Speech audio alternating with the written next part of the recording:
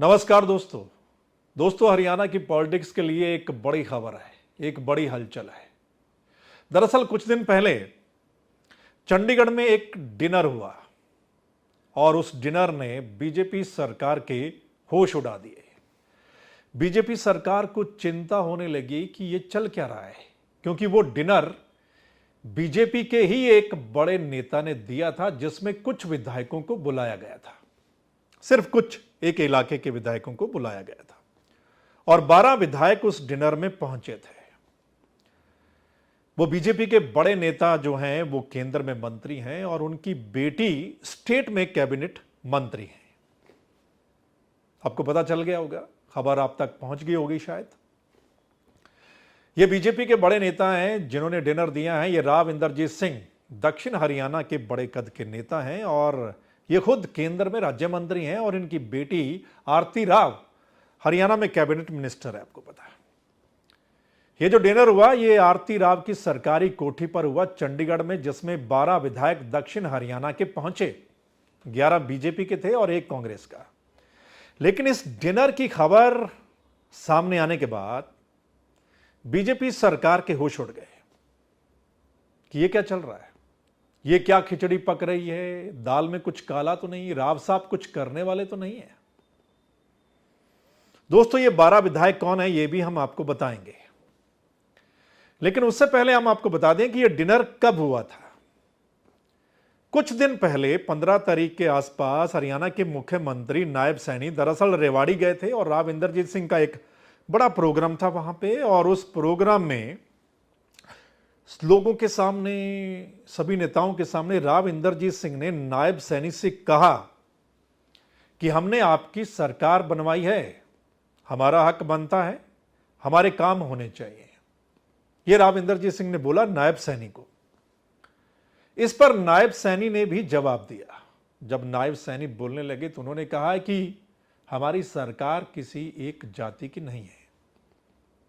यह जवाब ही था। इसके 2-3 दिन बाद ही चंडीगढ़ में यह डिनर होता है।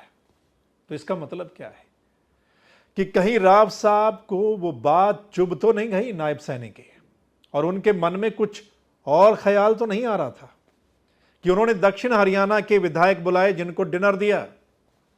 और ये डिनर डिप्लोमेसी है क्या, कि कहीं कुछ बड़ा तो नहीं होने वाला है। हालांकि इससे पहले भी राव इंदरजीत सिंह ऐसी डिनर डिप्लोमेसी करते रहे, यानी जब जब भी बीजेपी सरकार ने उन पर दबाव बनाया, प्रेशर बनाया, या कुछ बातें ऐसी निकलकर सामने आई कि राव इंदरजीत सिंह को बदला जा सकता है, उनको हटाया जा सकता है, या उनके इलाके में कोई और नेता घूम रहा है, कोई और नेता वहां स्थापित होना चाहता है, तब राव इंदरजीत सिंह ने डिनर दिया, विधायकों को बुलाकर, सांसदों को बुलाकर।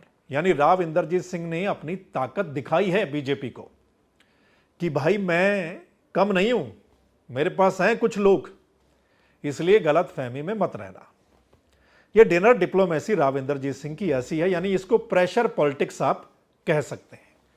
तो क्या यह प्रेशर पॉलिटिक्स है एक बार फिर, क्योंकि अभी भी चर्चा थी कि शायद राव इंदरजीत सिंह को केंद्रीय मंत्रिमंडल से हटाया जा सकता है। हालांकि उनके मन में टीस है कि इस बार उनको छोटा मंत्री बनाया। पहले उनका कद केंद्रीय मंत्रिमंडल में बड़ा था, छोटा है अब, उनके मन में टीस है। लेकिन वो कहते हैं चलो काम कुम हो जाते हैं। तो अब बिहार के इलेक्शन को देखते हुए एक चर्चा थी कि शायद राव इंदरजीत सिंह को हटाया जा सकता है, किसी और वर्ग से बनाया जा सकता है, ताकि बिहार में एक मैसेज दिया जाए। तो राव इंदरजीत सिंह ने अपनी ताकत दिखाई है एक डिनर देकर चंडीगढ़ में। 12 विधायक कौन पहुंचे वो भी मैं आपको बता देता हूं। लेकिन राव इंदरजीत सिंह का एक और बयान आपने सुना होगा कुछ दिन पहले ही। राव इंदरजीत सिंह ने बोला था कि बेशक हरियाणा के मुख्यमंत्री नायब सैनी है, लेकिन अभी भी खट्टर के बाबुओं की चल रही है हरियाणा में। यानी उनके मुताबिक अभी भी खट्टर साहब सरकार चला रहे हैं, बेशक नायब सैनी मुख्यमंत्री हैं। तो इसका मतलब क्या है?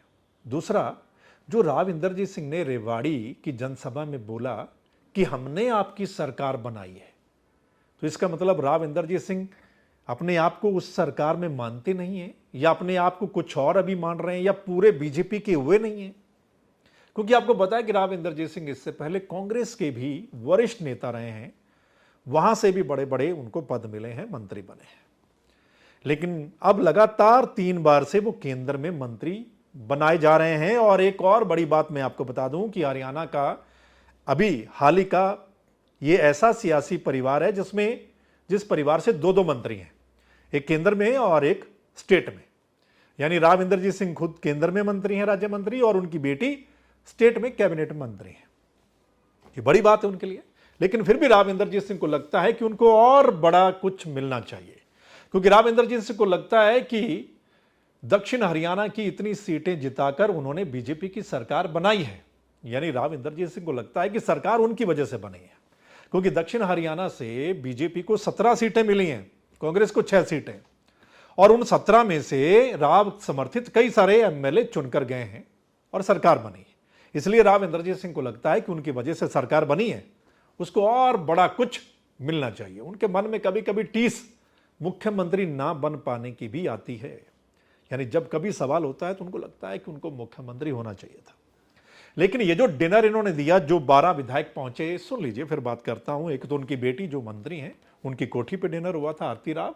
सुनील सांगवान है, चरखी दादरी से बीजेपी के विधायक हैं। पातूवास हैं, आपको पता है कुछ दिन पहले ही उमेद पातूवास बाडड़ा से विधायक हैं, कुछ दिन पहले वो धरने पर बैठ गए थे। कंवर सिंह है महेंद्रगढ़ से, ओम प्रकाश यादव है नारनौल से, बिमला चौधरी पटौदी से हैं, डॉक्टर कृष्ण कुमार बावल से हैं, और अनिल यादव कोसली से हैं, लक्ष्मण यादव रेवाड़ी से हैं, और इसके अलावा तेजपाल तंवर सोना से हैं, मुकेश शर्मा गुरुग्राम से है, और एक मंजू चौधरी नांगल चौधरी से कांग्रेस के विधायक हैं। ये 12 विधायक वहां पर पहुंचे। अब दक्षिण हरियाणा के विधायक अगर पहुंच रहे हैं डिनर पर, तो नेचुरली सरकार सोचेगी कि क्या चल रहा है, राव साहब के मन में क्या चल रहा है, कोई हलचल तो नहीं, कुछ बड़ा तो नहीं करने वाले हैं। तो इस डिनर के बाद बीजेपी सरकार के होश उड़ गए। सुना है कि चिंता बढ़ गई है और बीजेपी सरकार अब बैकफुट पर आ गई है। हालांकि आगे क्या होगा ये पता नहीं है, और मैं आपको हमेशा कहता हूं कि पॉलिटिक्स में कभी भी कुछ भी हो सकता है, कोई परमानेंट नहीं है। अगर कोई सोचे कि कोई परमानेंट है, यानी किसी को मंत्री बना दिया, वो सोचे कि मैं 5 साल के मंत्री हूं, नहीं, ऐसा नहीं है आज की पॉलिटिक्स में।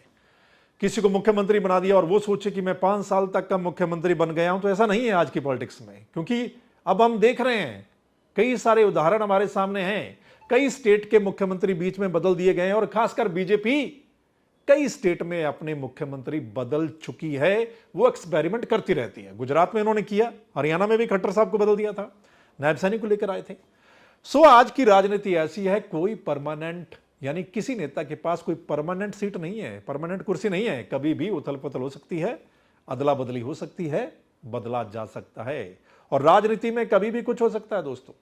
हालांकि लगता नहीं राव इंद्रजीत सिंह कुछ ऐसा करेंगे, लगता नहीं है, क्योंकि खुद मंत्री केंद्र में, बेटी कैबिनेट मिनिस्ट्री, और बेटी को ही सेट करना चाहते थे। पिछले कुछ सालों से ऐसा ही लग रहा था कि वो अपनी बेटी को ही सेट करना चाहते हैं। अब बेटी कैबिनेट मंत्री हैं हरियाणा में, और क्या चाहिए। सो लगता नहीं राव इंद्रजीत सिंह ऐसा कुछ करेंगे। लेकिन ये राव इंद्रजीत सिंह का तरीका है, ये उनकी प्रेशर पॉलिटिक्स कह लीजिए, डिनर डिप्लोमेसी कह लीजिए, कि वो दिखाते हैं कि मेरे पास कुछ है, मेरे थैले में कुछ सामान है भाई, मुझे हल्के में मत लीजिएगा। ठीक है, बाकी आपको क्या लगता है आप जरूर बताइएगा। आपका क्या कुछ कहना है, आपको क्या लग रहा है इस डिनर डिप्लोमेसी को लेकर, कि ये प्रेशर पॉलिटिक्स है, या कुछ बड़ा हो सकता है, कोई हलचल हो सकती है, या क्या कुछ हो सकता है। आप भी अपनी राय जो है वो दे सकते हैं, और पॉलिटिक्स की जो भी हलचल होगी उस पर हमारी नज़र है। अगर कोई भी अपडेट और होती है तो वो भी हम आपके सामने जो है वो रखेंगे। फिर मिलते हैं किसी और मसले के साथ, तब तक के लिए राम राम।